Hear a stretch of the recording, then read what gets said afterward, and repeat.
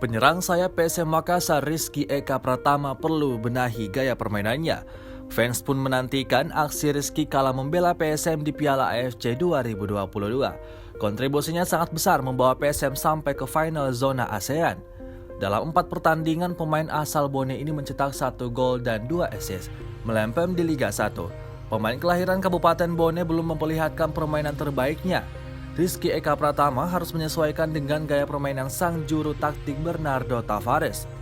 Pelatih asal Portugal tersebut memiliki gaya permainan cepat dengan pressing yang tinggi.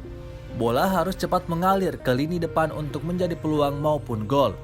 Lalu pertahanan yang kuat dengan penjagaan ketat kepada lawan maupun ruang gerak lawan.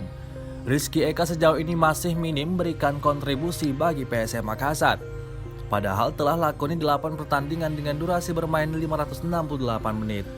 Belum ada gol dan assist dicatatkan pemain nomor punggung 24 ini. Peluang ditorehkan hanya 5 tembakan, 3 tepat sasaran. Rizky Eka terkadang terlalu lama dalam menguasai bola. Ketika menyerang, ia lambat dalam mengambil keputusan. Hal ini bisa dilihat di beberapa pertandingan Laskar Pinisi. Ia coba memaksa melewati lawan ketika berada di lini serang.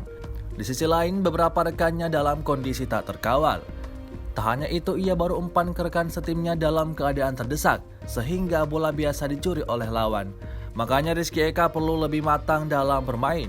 Jika tidak, posisinya diambil alih oleh pemain lain.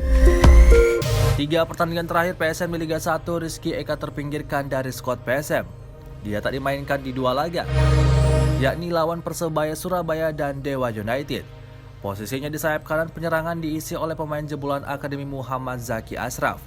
Pemain 23 tahun itu baru mengisi line up PSM ketika lawan Persis Solo hingga 90 menit. Kendati demikian, Rizky Eka memiliki bakat yang bagus. Dia mempunyai skill individu, gocekan bola mumpuni dan kecepatan berlari.